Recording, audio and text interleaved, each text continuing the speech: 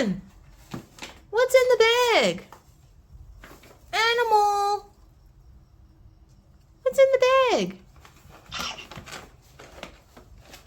Is this for you?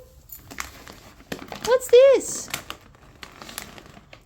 I see Kitten.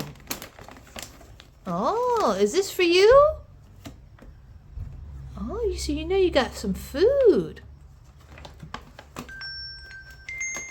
Oh. Triscuit, is this food for you? I think I see something that says Kitten on it. Is this for you, honey bun? Let's check it out. Let's see.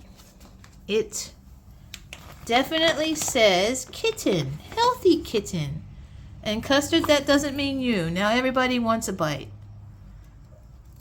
Triscuit, explain the situation. We got Triscuit some science diet food about 3 weeks ago, and nobody likes it. Everybody shares the food. Triscuit's got kitten food. Animals got society food to keep him from pigging out, and Custard's got teeth food. And nobody appears to like the kitten food. So we got grocery store food.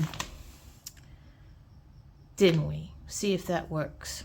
Thanks, animal.